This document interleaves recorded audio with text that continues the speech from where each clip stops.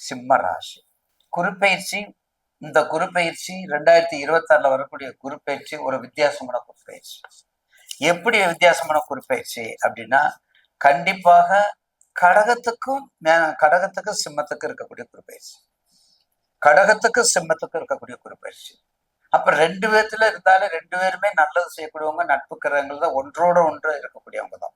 அப்ப நீ சிம்ம ராசிக்காரங்க, நீ சிரித்தால் உலகுக்கு உன்னுடன் சேர்ந்து சிரிக்கும், நீ அழுதாலும் அவனுக்கு 1000 பிரச்சனை நம்மை விட்டு கடந்து போகக்கொண்டே, அழுதாலும் நம்மை விட்டு போக மாட்டான்,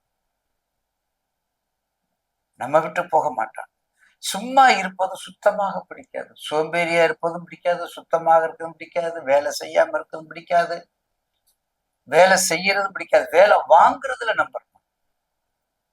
சிம்மராசி வேலை வாங்குறதுல திறமையும் வலிமையும் வனப்பு மிக்க நேர்கள், சீரிப்பாயும், அஷ்டமும் சரி பஞ்சமும் சரி, கண்டகர் தங்களை பார்த்து புன்னகைப்படியும். அஷ்டமமா பஞ்சமமா எது வந்தாலும் தங்களை பூரித்து ஏன் சீரிப்பாயக்கூடிய வலிமையும் திறமையும் பெற்றவர், நிர்வாகத்திறனுக்கு உச்சத்தில் இருக்கக்கூடியவங்க நீங்க தான். சிம்மராசி நிர்வாகத்துக்கும் அரசியலுக்கும் அதிகாரத்துக்குரியவர், அதிகார தோரணைக்கு 100% உங்களுக்கு தான் உண்டு. ஏன்னா 12 ராசிக்கு நவகிரகங்கள்ல 9 நவகிரகத்துக்கு அங்கே இருக்கக்கூடியவர் மிக உயர்ந்த நிலையில் இருக்கக்கூடிய சூரிய பகவான். அப்ப கண்டிப்பாக 4ஆம் இடத்தை 5ஆம் பார்வை பாருங்க. சிம்ம ராசிக்கு 4ஆம் இடத்தை 5ஆம் பார்வை பார்க்கிறார், 6ஆம் இடத்தை 7ஆம் பார்வை, 8ஆம் இடம் 9ஆம் பார்வை, 4ஆம் இடத்தை 5ஆம் பார்வை, 4 5ஆம் பார்வை குரு பார்க்கிறார். அப்ப 4ங்கிறது தாயார், 4ங்கிறது மதிப்பு மரியாதை, அப்ப இன்னும் கூடும். ஏற்கனவே அஷ்டமத்து சனி நடக்குதுன்னு பயப்படாதீங்க, சனீஸ்வரன் வரதான் செய்வார். உங்க தசாபத்தி வந்தா உங்களுக்கு பயப்படவே கிடையாது, உங்க தசாபத்தி உங்களை கைவிட்டு காக்கும், அதுல மாற்றுக்கிறது இல்லை. அப்ப கண்டிப்பாக சிம்மராசி 4ஆம் இடத்தை 5ஆம் பார்வை பார்க்கும்போது 4 மதிப்பு மரியாதை வணக்கம் வாழ்த்துக்கள் ஏஜ், 4ஆம் கிளாஸ் வந்து 5ஆம் கிளாஸ், 5ஆம் கிளாஸ்ல 6 8 வரையும் அந்த உயர்நிலை படிப்புக்கு போகத்தட்டிக்கு உத்தமத்தை கொடுக்கும், நல்லதை கொடுக்கும். 6ஆம் இடத்தை 7ஆம் பார்வை, அப்பா நித்திய கண்டம் பூர்ணாயம். 6ஆம் இடத்துல இவ்வளவு நாளா இருந்த நோய் இப்பத்தாப்பா எனக்கு கொஞ்சம் குறைய ஆரம்பிச்சிருக்கு ஐயா, நீங்க சொன்னதுல இருந்து குறைய ஆரம்பிச்சிருக்கு அப்படி சொல்றேன் பாத்தீங்களா, அதான் 6ஆம் இடத்தை 7ஆம் பார்வை. 8ஆம் இடம் 9ஆம் பார்வை, அப்பா உயிர் போக போனது, விபத்துக்களை உயிர் போய் வந்துருச்சு, யார் செய்த புண்ணியமோ தலைக்கு வந்து தலைப்பாகத்துல போயிடுச்சு, அதான் 8ஆம் இடத்தை 9ஆம் பார்வை. சிம்மராசிக்கு 8ஆம் இடத்தை 9ஆம் பார்வை பார்க்கறது. ஏன்னா 8ங்கிறது ரொம்ப முக்கியம், பம்பு வழக்கு விபத்து ஆபத்து கேலி குத்து, ஆயில்காரனா வந்தான், தாலிப்பாக்கியா வந்தான், வில்லங்கம் கொடுக்குறவன் வந்தான், கோர்ட்டு கொடுக்குறவன் வந்தான்.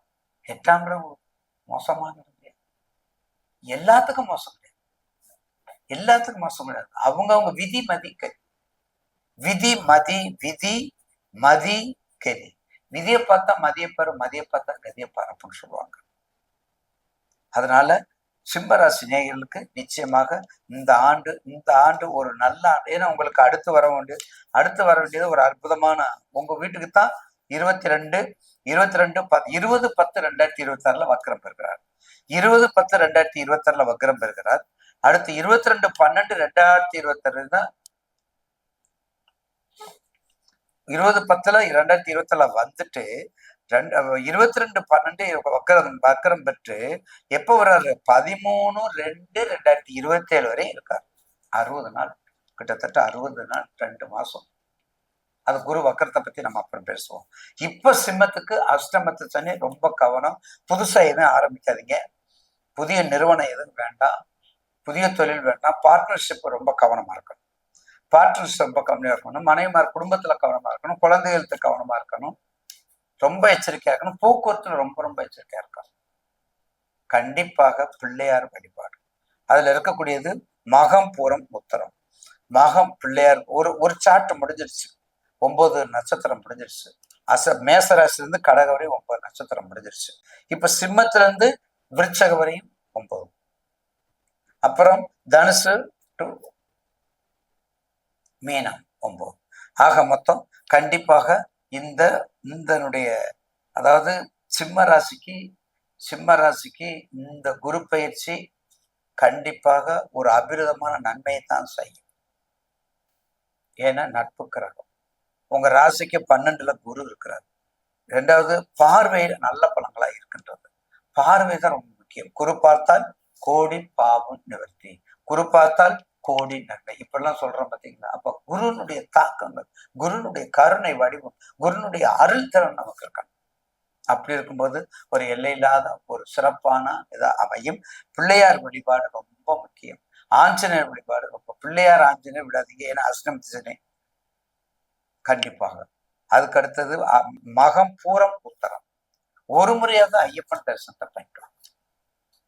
ஏன்னா பஞ்சபூத ஸ்தலங்கள்ல மலை ஏறி, அது சுவாமி மலையா, இல்ல பர்வத மலையா, இல்ல அண்ணாமலையா, இல்ல வெள்ளியங்கிரியா, இல்ல சதுரகிரியா, சதுரகிரியா, சபரிமலையா, ஏதாவது ஒரு மலை.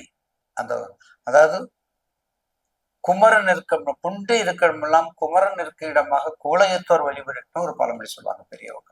அந்த மாதிரி அந்த கடல் சார்ந்த பகுதியில் இருக்கக்கூடிய திருக்கோவில்கள், மலையில இருக்கக்கூடிய திருக்கோவில் தரிசனம் மிக சிறப்பு.